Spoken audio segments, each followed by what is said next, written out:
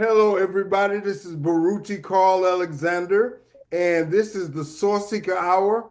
I believe it's about 163 episodes, so we've been doing this a while. One of my special treats is to talk to political and civic and community leaders, and we have two of the best my longtime brother Lawrence Allen, as well as my sister Donna Glover. How both of you all are doing?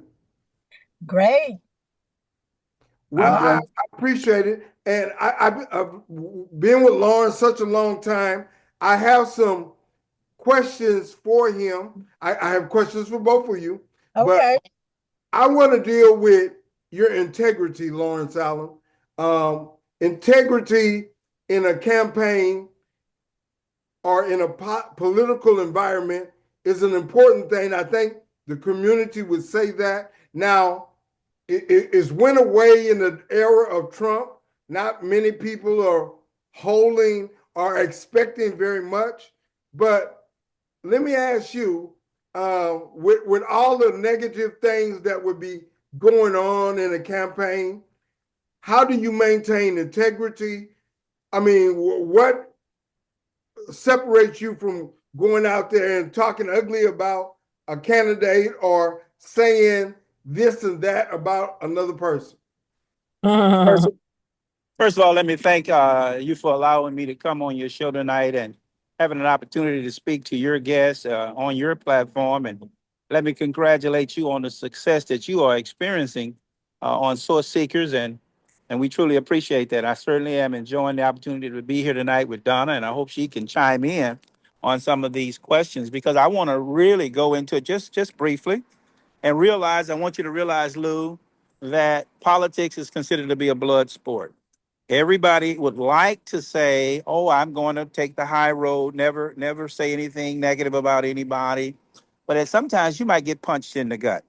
And if you get punched in the gut, sometimes you have to punch back. You just can't be a punching bag in this thing because the objective is really to let people know exactly what's the difference between you and maybe the person you're running against. And if you can do that without saying something that might be true, but it doesn't feel good. For example, if I say something about somebody and it's true, is that considered to be a negative, right? I say, well, Carl Alexander is getting his money from the Republican Party, and someone say, oh, well, you're practicing dirty politics. But the reality is, people need to know the truth of things, and if people Right. know the truth, they can make a good decision. I would not say to you that lying should never be appropriate. You should never go out and try to make up something or lie on somebody. But if you can give a full picture of the individuals that are running so that people can make a good decision, you are now being responsible. You know, Absolutely. as young black people, we grew up thinking that if you say something that is true or negative, then you're being a bad person.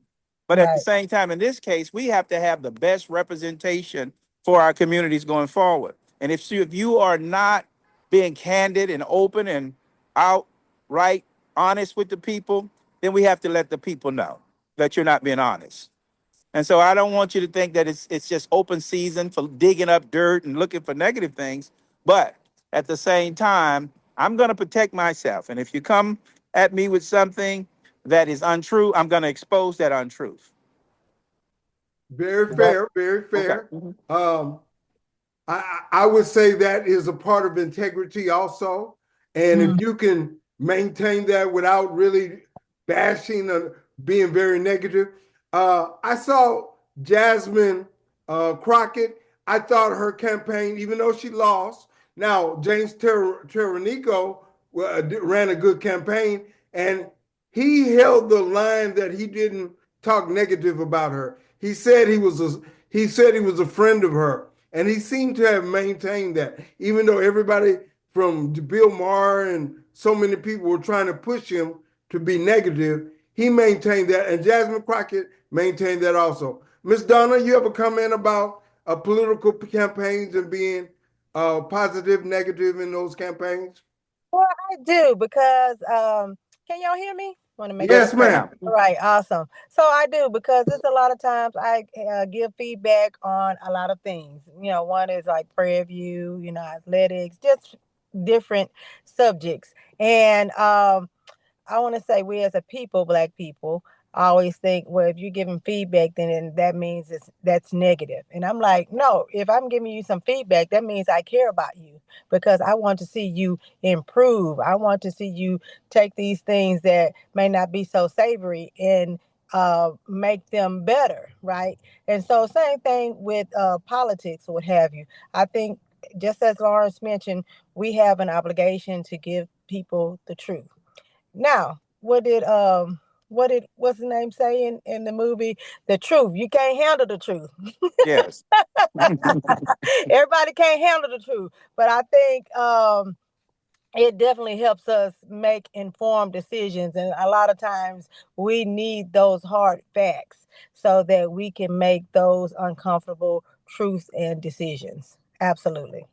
I And Donna, also let me want add to it. say, Let me say this, Lou, if you go man. go ahead. It's like it's real simple when you are thinking about dating someone. Initially, they give you a person that's probably not the whole picture. Right. And so maybe somebody 3 days later says, "Wow, I really love Donna. She's such a wonderful person. I fell in love with her." And then you discover there's some more to Donna than you realize. And so that's what I mean in politics. It's not the whole person is on display. The whole Right. person. Absolutely. And that person may say, I'm giving my best face, but it's not the only face. Mm-hmm. I'm Mm-hmm. giving my truth, but it's not the only truth. Yeah, because Okay. I experienced that in my campaign as well, and I was like, tell my fiance, look, we campaigning. You know what I'm saying? All is fair in love and war. You know what I All mean? is fair. Yeah. All is fair, and it's not again saying it to be muckraking or to be nasty about it. I'm just saying it is what it is. This is what this person did. They had the same opportunity to look up something about me or whatever, and give it to the people. But hey, it is what it is. We're gonna tell the truth. We're gonna give people the information, and then we'll allow them to make their informed decision.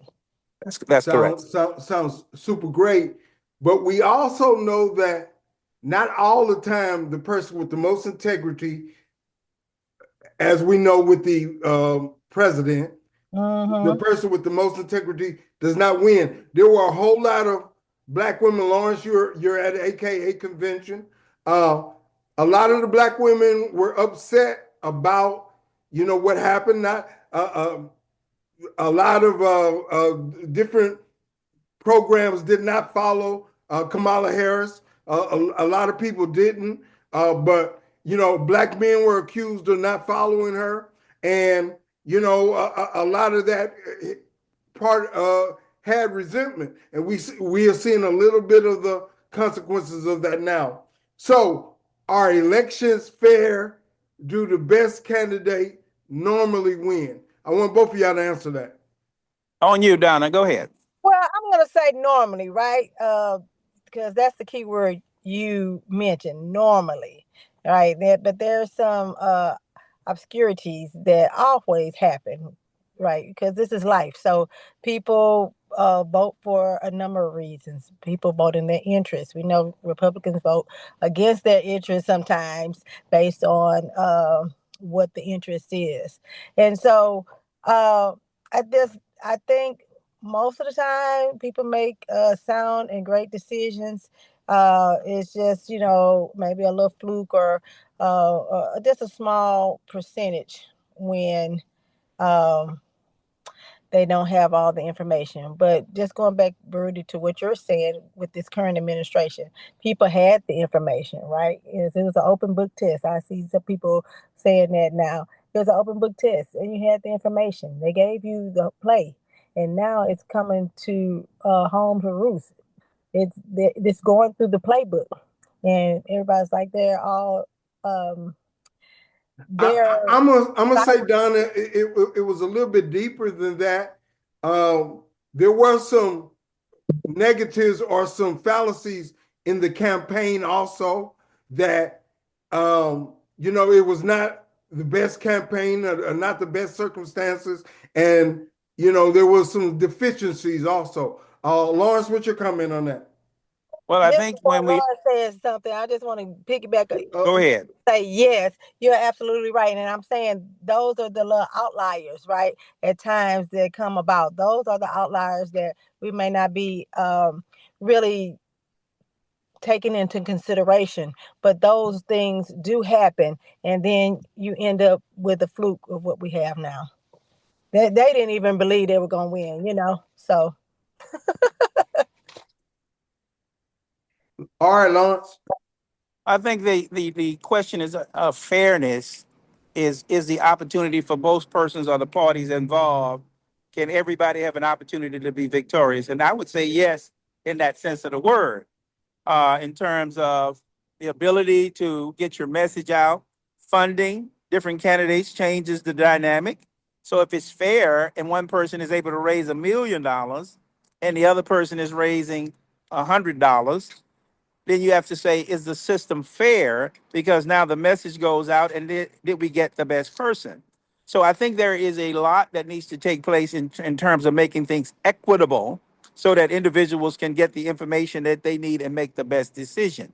So if I am able to raise funds, and I may have some lobbyists of those who may want to side with me, and they give me some dollars where I can be influential or get my message on television, get it in print and do some other things, then I don't know if I'm presenting the best candidate for the job to be done in that sense. But I probably am looking at the person that's has the stronger backing financially and things of that nature. Now, do you have the opportunity to raise the $1 million? Yes, you do, if you want to call it fair.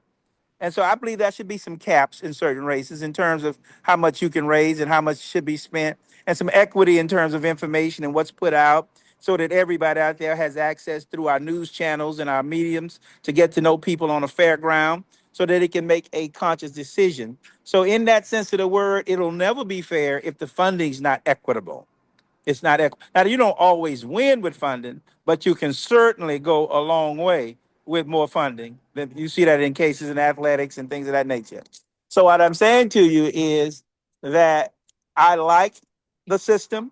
I understand the system, but at the same time, I think there are some areas where things can be done better so that people would have a much fairer observation of the individuals that are running for office, such as when Donna was in her seat running for her office, there were 8 people in that race. Did you really get a chance to look at all 8 equitably? And that answer is probably no. Did they have access to every news medium, every debate opportunity, so people could have that say so? You almost have to run around as an individual, do the best you can. And I was really proud of Donna. She put her signature on, found her cowboy hat, put her banner on the top of her cowboy hat, and found a signature where people can say, I know who that is. You have to brand yourself. And at the same time, I want to encourage her because I think this was her first campaign. And she did quite well in her first campaign. But at the same time, we have to take it as a learning opportunity and not a failing opportunity. Because now that you have those constituents who are believing in you, what's next for you and representing them? And so I think that all 8, if you have 8 people in the race, all 7 were successful. And all 7 should be having a mutual meeting about the campaign, what people had to say, what they had to add to the room. And then the person who wins in the end takes that agenda and goes forward. Sounds good. Another big thing about fairness of campaigns is redistricting. Lawrence, can you kind of give a picture of what your area is? I know I'm not a part of your area. I wish I was, but as a precinct judge, I got to give a disclaimer. I am. You're not on my list of candidates that people that we have to vote for in the district judge that I do. So can you kind of give a picture of that? Yes, sir. I'm actually in a runoff election that's taking place on May the 26th, and our early voting will start on May 18th through the 22nd. And I'm running for State Representative House District 131. And you're probably very familiar with a lot of that area since you grew up in the Sunnyside area. But I'm going to go to the top of the district, and if you ride down the Beltway with me, I think you can see some of the landmarks that I'm going to show you along the way. And I'm going to go to the top and head towards Pasadena. And there's a street down there called Black Hawk Road. And there's a big community park down there called El Franco Lee Park on the Pasadena side, Dobie High School. And that's at the top of the district. Now let's travel down the Beltway, and we're coming to Fellows or Cullen Boulevard. If you turn left, you'll go to Tom Bass Park. And if you turn right, you'll go up to Leitrim, right at the front of Hillwood subdivision. And so that's the area that our district covers. And now let's go down the Beltway again, and we come all the way over to Alameda, Hiram Clark. And so we now have the Hiram Clark area, not the Missouri City side, but if we go to the right side, we go all the way up to Highway 90, Main Street. And so we're going down the Beltway again, and we're going to go to Mickey's Cafe. And so now we are approaching A-Leaf, that area.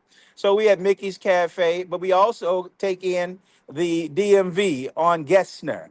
And we take Gessner all the way up to Braeswood.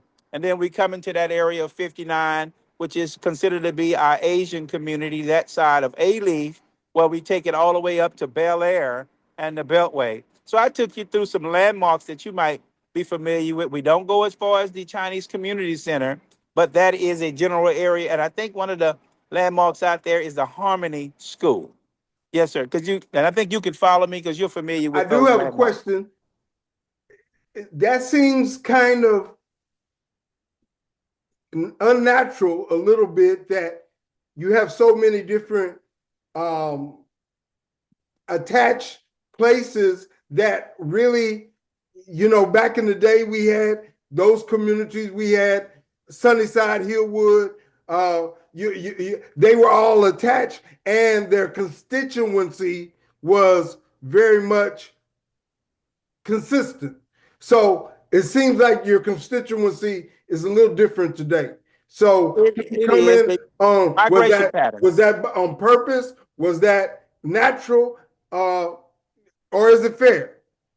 I think it would depend because at some point the law would allow districts to be drawn where certain ethnicities would have an opportunity to be successful.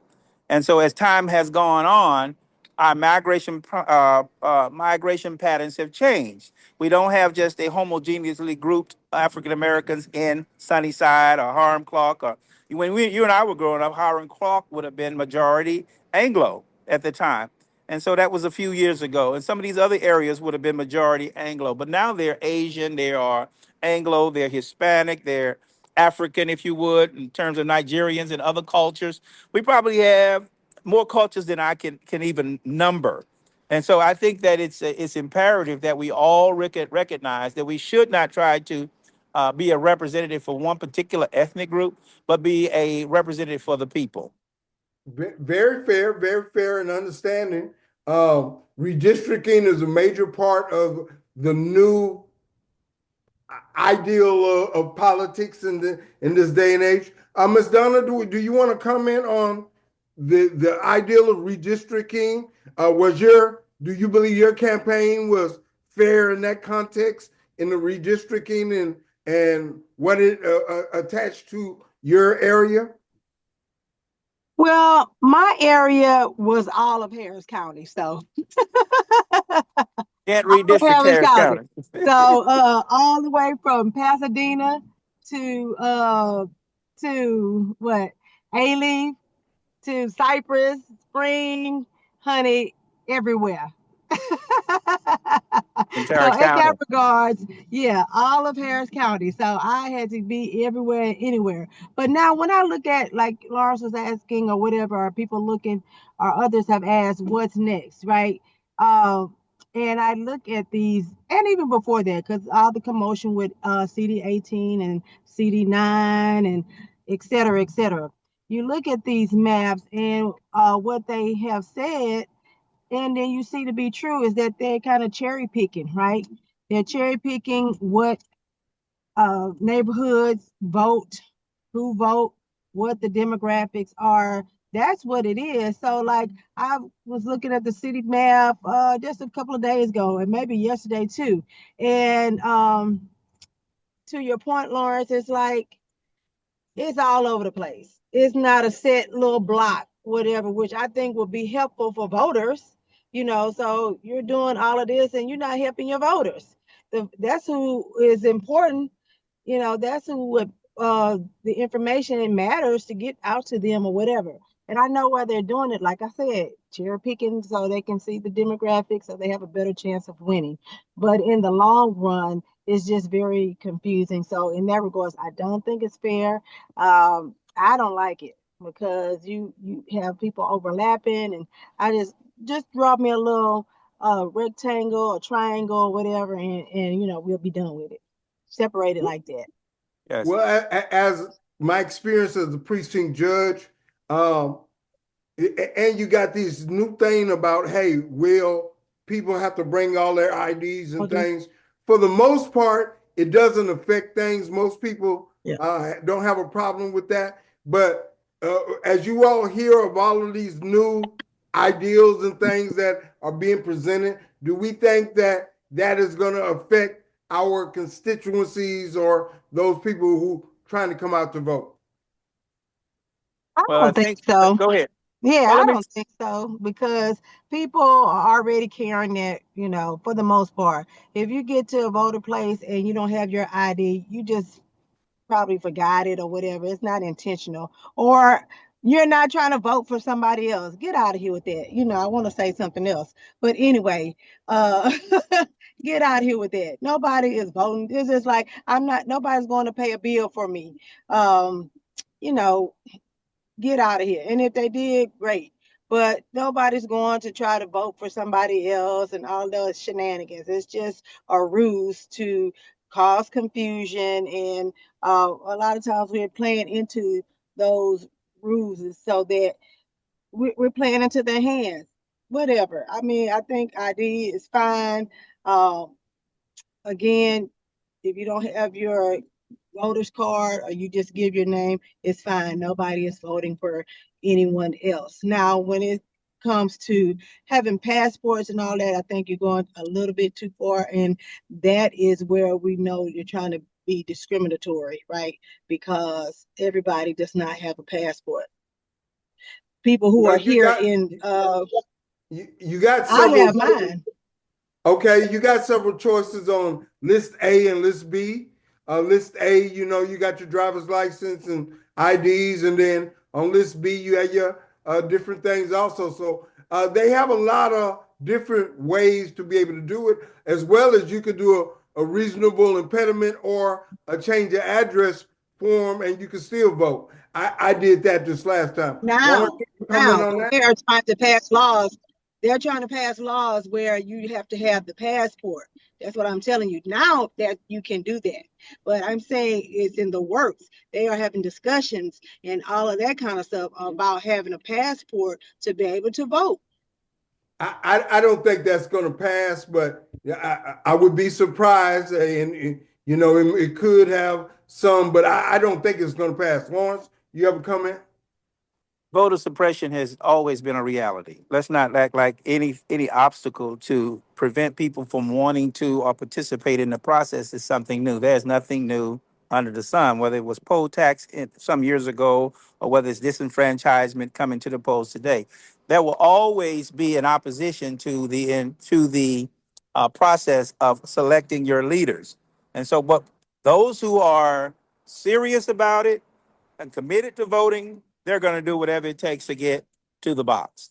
What we don't want to do is take I'd call our casual voter, and put them in the box now where they're disenfranchised and they decide not to come out. And so that's one of the issues we have to really look at. Even when we are looking at high numbers in this particular primary, we would have considered to be these numbers to be pretty high, but it still was under 15% of the individuals that were registered to vote. So we have bigger fish to fry. Other than getting under individuals that are disenfranchised, what about those who are already registered and could already have their things in place? How do we get the people to really understand the importance of going through whatever obstacle they have to go through in order to vote? If we look at our ancestors or our seniors who had to go through so much in the 40s and 50s and trying to get the opportunity to vote, then what we're having to do by getting a passport would really seem like a very small thing. But you have to Very, have the desire to have the representation And yet it's on us, it's on Donna, it's on myself, those who run for office, to have the kind of integrity and character that people can say, I trust him, I trust her, I want to go out and support them because I believe in them and I know they will do the best thing by our community. That's our charge now, is to be the kind of individuals that people can trust and believe in. Very much so, and it's an important thing. And as I'm out there as a precinct judge, I see that we had almost 500 people for Democrats, maybe 200, and the elections were, of course, separated by Republican, Democrat, so forth, so on. So we had very good representation. Uh, my next conversation is important to me. Um, it is about the future of young black men, and of course, it starts with education in a lot of ways, but education is totally conflated, and a lot of young black men don't understand that opportunity and do different things. So a lot of them end up in mental health situations. You go to any city, I've been to a lot of them, and you always see young black men out there begging and so forth. Now, in my opinion, I don't know whether you all have made yourself available to check out the mental health areas in Houston and in Texas. I've had to myself for my family and so forth. It's an important thing. What do you believe that you could do to help young black men's mental health? I think there's Donna there. I don't want to step on her if Donna, she's there. Yeah, I'm she's not. here. Okay, go ahead. I'd like for Donna to go first since I just completed my thoughts a minute ago and Okay, give her the no opportunity to do that. problem. Mhm. Yes, thank you. Yeah, I really believe in mental health for the Black community, making sure that we're discussing it and that it's not a faux pas or it's not something that we take for granted. You know, I hear or think of older people and they say, oh, just pray about it, whatever. But God gave us uh, professionals, mental health professionals to help us, right? He gave us people in order to do that. So we should take advantage of those people and those resources. I remember back in the day, a great proponent for mental health was Garnett Coleman. And that was just probably like 15, 20 years ago. And in a time where mental health was not being considered or being talked about widely. Also, just for my own family, I've had some distant cousins or whatever that have had some issues, and I question my own family because I'm like, these are some things that we need to know. Is it a mental, is it something that is genetic, right? Because I need to be on the lookout for myself, for my children, or is it just something situational, environmental? How did these people come to having the diagnosis and or maybe being institutionalized, right? And so those are things that we can't say is a faux pas. We need to be discussing those in our family. And so ways that I can help young black men. Well, first I'll start with my own family. I start with my children. I have two young black men, right? One 28 and one 15. And they talked about mental health or whatever. I always am an advocate for them going to see a psychologist, a therapist, or whatever. My oldest son, he's in the Navy. Well, he was in the Navy. He transferred to the Air Force as recently as January. And so I've always been an advocate for him to go to therapy because my father died 10 years ago and he was really close to my father and he passed while he was away at Morehouse. And so I was like, when you get back to school, take that time to go talk to a counselor. My youngest son here, Don, he just Hello, did his sir. Eagle Scout project. So he's an Eagle Scout candidate with Troop 242 at Wheeler. And so his Eagle Scout project was, which he came up on his own, was mental health forums, teen mental health forums. And so he's had two of them. One was at Lamar and one was with his at Newfi, right? house, yes. At the frat house. So and so it catered to uh teen mental health, and more specifically Black teen male mental health. So those is resources. I just want to encourage people to take the resource. And then as we seen, Can your and I'm son have a sorry, second where he wants to share? sure. How you doing, sir? Doing good, doing good. Good evening, good evening. I'm Sean Myers. I am an Eagle Scout candidate, as my mom said, for Troop 242. I'm in different, I'm in different organizations such as Top Teens of America, where I'm the parliamentarian, and Houston Omega Lamplighters, which I'm the vice president in, and also with the Mental Health Forum. Me, and the Houston Omega Lamplighters, we're partnering to make the Mental Health Forum panel, whatever you want to call it, a annual thing that we can give back and make sure teens, adolescents like me, know how to cope with the with emotions that we have, and how we can learn and spread awareness and spread information to others, so it can just go down, so everybody can learn and be a safe space for individuals. So that's really what You have mental health. such a positive outlook, young man. Uh, how do you believe that you are able to get to that positive outlook as opposed to some of the others who don't get to do that? I say God's gifted me with with positive opportunities, and with great parents helping me, and a great village helping me. So that's what I like to say. Just using my resources, and just God's given me so many blessings. So powerful, so powerful. I'm very proud. Lawrence, here you have a comment. You share, First of all, Lawrence. I want to thank little brother Myers for his comments tonight. I've been around him for a long time. He and his dad and his mom, and just to hear about those that support system. I truly believe that as we may be looking externally for additional funding and things of that nature for programs for counseling, that it starts right where Brother Myers said. We have to start in that first unit, those who love us and those who are closest to us, who can identify first and foremost that something may not be right with us. You know, we have to have somebody sometimes to say, I've been watching you. Is everything okay?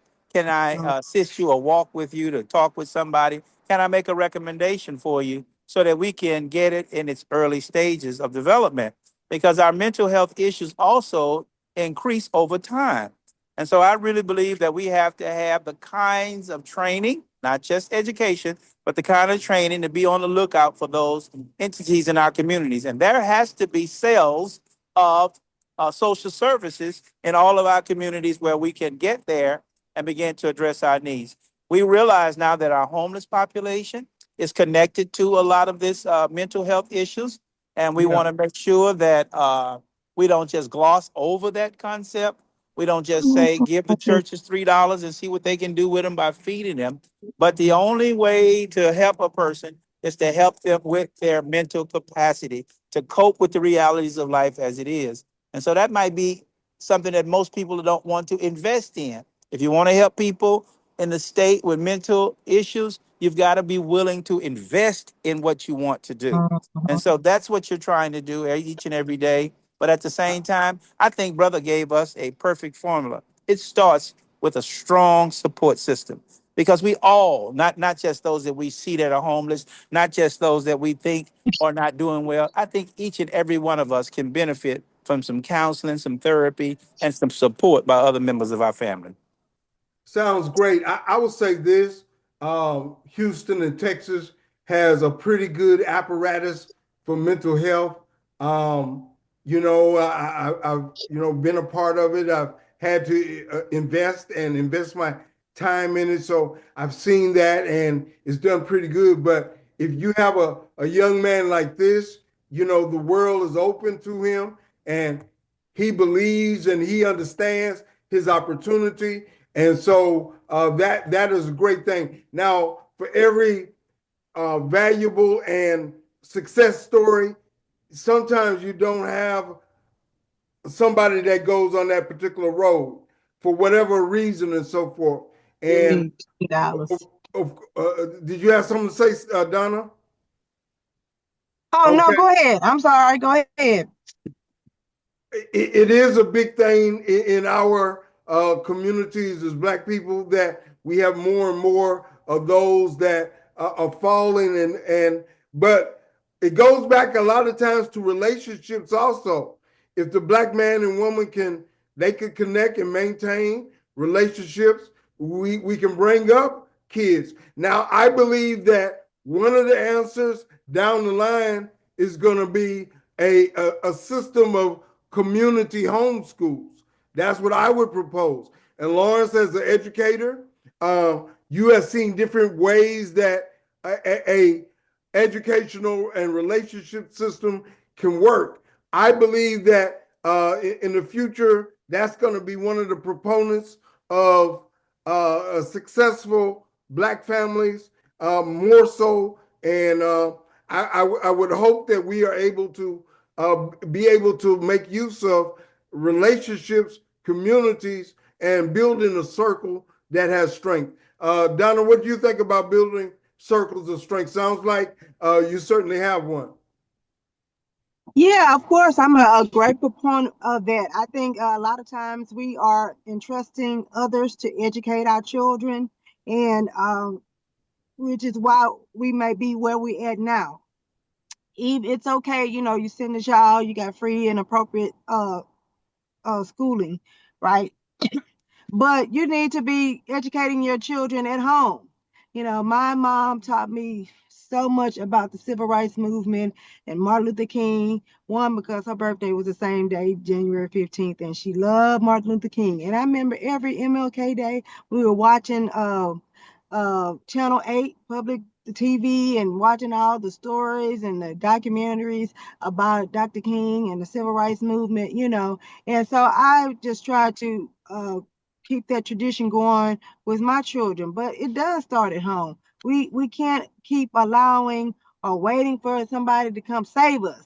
Nobody's come to save us. And us is whoever you're identifying with, right? It starts with you. You are the savior. You got to save yourself.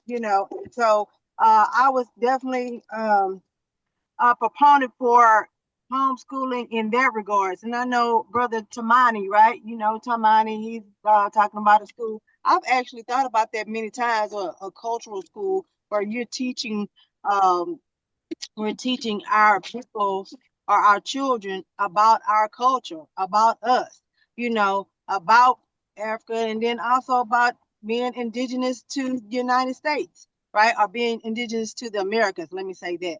To America. That's a whole nother conversation. But yeah, I'm definitely in agreement with it. And especially if you're trying to give my tax dollars to a private school, then I'm a private school at home. Sounds powerful. Lawrence, can you comment on the ideal of community relationships and building that strong circle that can have a real impact? Well, I think we had some evidence about the circle and the community impact, but I want to make sure that we don't believe that everybody is just as efficient in working with their child as the individuals on this call tonight. When I'm talking to the individuals on this call tonight, I'm talking to Brother Barute Carl Alexander, who is an author, who attended Purview and Texas Southern, and he has taught school for many years. When I see Donna Glover on this call, I'm talking about a graduate of Purview and a university, a member of Alpha Kappa Alpha sorority, many tentacles in her life, very, very successful in her own right. And she has a lot that she can offer in the area, as she talked about the transference of information from her mother and how she used it, her opportunities to give them some additional information that the school was not giving. I'm still going to stand and say I'm a big, big believer in our public schools. I am a big, big believer in financing appropriately our public schools because I don't think every parent is as equipped as Donna Glover, and I don't think every parent is as equipped as Brother Barute Carl Alexander. So if you don't have a circle like Brother Miles just spoke of, what do we do with those children? We have to fund and an institution called public education to give every child in our state the opportunity to be successful, regardless to whether they have a Donna, regardless to whether they have a Barute, regardless of whether they have a Lawrence.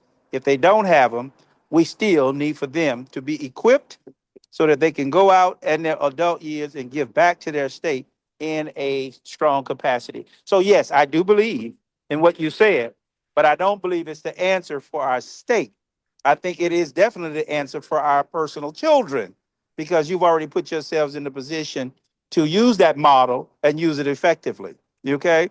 Because we recall years ago when students were first going out of the schools and saying they were being homeschooled, there were no real systems in place. There was no real evaluations in place. And so everything has to evolve over time.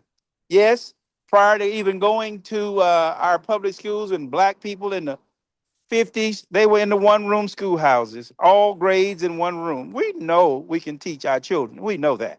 We know that. And we don't need a lot. But at the same time, I want to be a person who realizes in the Robin Hood concept that whatever we have to do to make sure that if a child is in El Paso, if a child is in Houston, if a child is in Galveston, if a child is in Dallas, if a child is in Jasper, that they have an opportunity to have a fruitful life. And so that's what's important to me. And so, as a state representative, I will always be for our public schools and financing our public schools at the highest level possible. Very well said, and Very political. a whole lot of ideals and different perspectives there.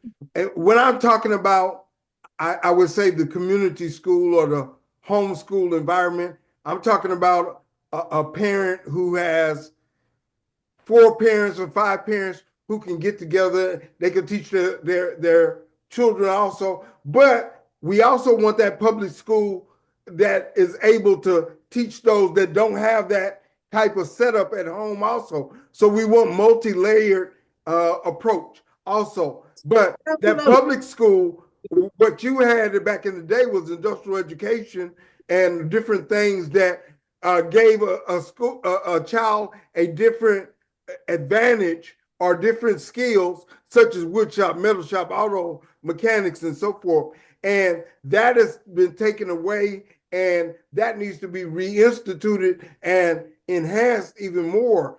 And a lot of the system is not trying to do that. And if we can find a way to help change that a little bit. Can I If you'll say comment something? on that Can a I little say bit, something? Lauren. And I really don't want, I'm not being political. I really want us to be honest about the state and condition that we find our people in. I really want us to be honest about it.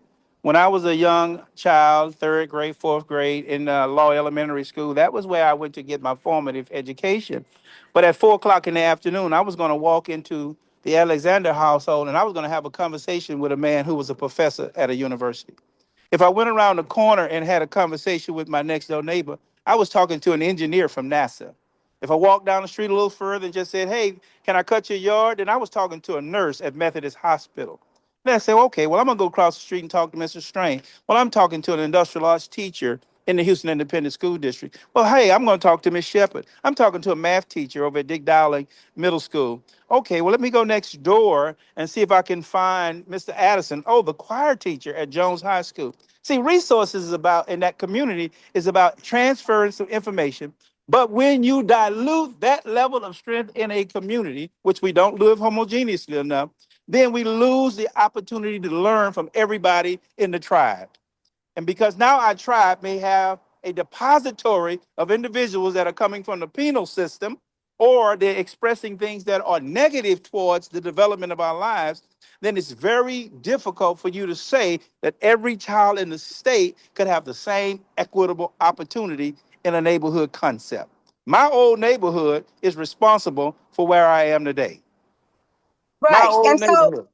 I don't think he's saying that that's the absolute model, right? He just said it Yes. was layered. So you have some people that are doing homeschool as we do now, and then you have people who are in public school as we do now. I don't believe he's saying that That is what in I a was one saying, but model. I am saying that those people who have those resources, first of all, you have to have the resources to be able to set up a very good environment for your kids. Maybe 5 parents, maybe 10 parents are able to do that and set up a cultural school and a cultural community. But you also have the public school, because not every parent is going to be able to do that. You got that public school, but I'm go back to that industrial ed also. That would be a benefit. Now, our community was different. We did have all of those parents and so forth, but would you say society is not as it's not as strong and powerful as it was back in our day? Let's talk about the changes in society and what is the future of politics. Go ahead, somebody. Future Go politics. ahead, Donna. Go ahead, Okay, Donna. go. I was just gonna say, future of politics, as anything, I believe is bright. Uh, we were hearing about and Lawrence just mentioned about the number of people who came out for the primary has been one of the largest in a few years, not only here in Houston, Harris County, but in the nation. And so, we're thinking that people don't want to come out and vote. But I believe, and as many, a few have said, is that you haven't given the people somebody to vote for. You see what I'm saying? Yes. Like, you got a little Rudy Poot, whatever. I don't care about that. It's not even the presidential or whatever election. I believe here in Houston, Harris County, why a lot of people came out to vote was because they saw their friend or they saw somebody that they really believed in to do the job, and they wanted to come out and get that person in office. I just definitely believe it. They saw races where it was or more, two or more competitive people, that were going to be able to handle the job at hand. And so I'm excited about that. One, because it seems like more people are getting involved. Even my race, it was 8 people. It's kind of bittersweet, right? Because the more people divide the votes. But I mean, on the sweet part, it's great because, like I said, more people are getting uh, involved. Now, real quick before Lawrence comes, I want to talk about us and garnering our votes, right? Or harvesting our votes, because and not just giving our votes away, right? No party should be assuming that Black people are just gonna vote for them, or Hispanic are just gonna vote for them, or LGBTQ are just gonna vote for them. You need to be able to lobby these groups of people or whatever interest it is that you're lobbying for. It's not just a free for all. It really is not. And I wish that we would get ourselves together and hold these groups accountable and these people accountable. If you've been in office, I need to see your voting record. If you voted on the issues that are concerning the people that you're representing, that's what it's about. I just like, we got to get away from that just voting because this person been in office, because they ain't been doing that. I done moved away from Houston once to Chicago. Well, first of all, once to OU before I went to Prairie View. Then I moved when I finished Prairie View to Chicago. I came back, and then I moved back to DC and came back. And so I still see the little same stuff in Sunnyside that I saw before I left. Roads ain't fixed and all this kind of stuff. When do I start holding the people who are representative of that area responsible? When do I say enough is enough? When do I say bring us some grocery stores, or are we gonna put somebody in here that can bring us some grocery stores? When do we say that? We got a person that's now up north represented the reason why we got these takeovers here in Houston, HISD, and now in Fort Worth, voted something in law, and then they astronomically voted this person back in. Like, now, come on now. Y'all got to do better than this, older people, whoever it is that's voting. You have to be able to say, hey, enough is enough, because what actually have you done for this area besides I just putting want that to man clarify, there? you're talking about the HISD person in charge? I am talking about the state representative that made the law that enforce the HISD takeover from TEA. Okay. All right. I understand. I understand. Okay. The future of politics is, I would say, the future of society also. Uh, if society is very permissive or allows things, it will be like that. But there is always a realm of integrity that can happen in every area, and we look forward to that. Lawrence, what's your opinion of the future of politics?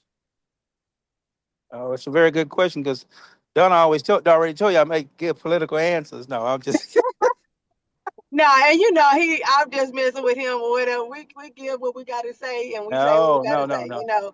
And I Honestly, know he really believes that because he's a 30, 40 plus year educator, right? So you definitely yeah. believe in free and appropriate education, and I What I do yeah, too. what I do understand is that you have to be a master in the field that you're operating in. And so if you don't get in the field and begin to master it, then nothing gets accomplished. And so what I'm saying to you is that many people have a desire to run for office, but they have the wrong intentions when they get there. And I'm gonna tell you what's the future of politics and why our communities suffer. And we started out talking about a level of integrity and not just talking about whether you run a negative campaign, but can you hold your position when you are having a fundraiser in your neighborhood and you raise $695. And then all of a sudden, when you're in office, somebody gives you $50,000 because they want Mhm. to have a better position with you on what you're going to vote on and what they're going to get, the lobbyists and what takes place. And I think Mhm. over time, you'll find individuals who are not committed to the struggle, that they will become friends with those who put more money in their coffers than those who actually vote for them to put them in the office. And so there's a struggle for balance there because that's why I'm really, even though I'm really, really serious about individuals being independent before they walk into some of these positions where they're going to be courted by other visuals to change their position and their policies. And so I think that you have to be in a Right. space in life where you can be theoretically free from the foolishness of this world. And so if you're not, then somebody will say we had someone get Super Bowl tickets. Somebody got to go to the Michael Jackson concert. Somebody took you off on a major excursion and you had a vacation that you never had before.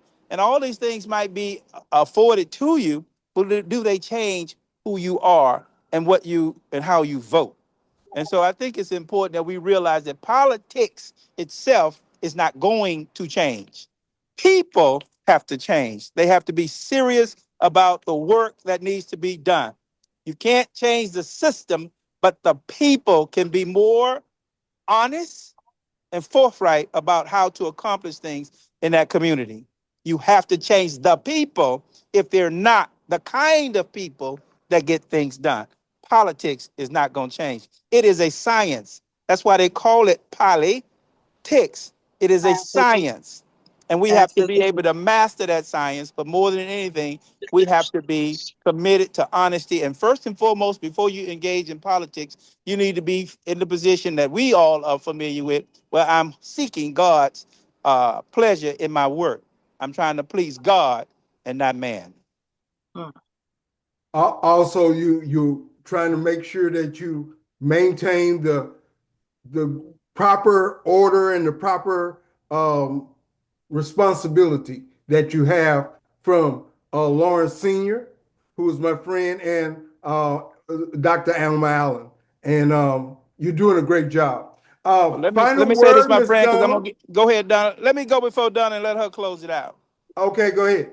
What I mean by the fact that you have to master the situation that you're in. If you're a school teacher, you have to become a master of education. If you're an athlete, you got to train to be the best at the event that you're going to participate in: baseball, basketball, football. We have to be the very best at what we do. And we have to get into spaces of tutelage at times so that we can learn how to best become what the people need. It is not about just having a good heart, it's about information and knowledge. It's about growing intellectually. Someone said one time that the average person uses approximately 7% of their brain power. That means we are functional illiterates in what we are capable of actually doing.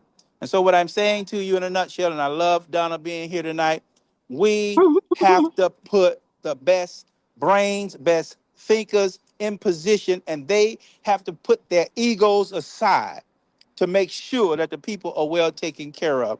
Someone said, and I think it was President Barack Obama, he said when he got to the White House, he thought he was going to see 17 geniuses all around the building, that everybody was going to be smart and intelligent. And then he went there and says, how in the heck did this person get here? You know, and I think that we realize that there is a litmus test. If you want to be the best, you've got to elect the best. And I heard Al Green say this the other night. First, we have to select. So when you are looking at the candidates, find the one that you would select to vote for. And when you find that person, because you looked at their backgrounds and recognized, you select them, and then you help them so that you can elect them.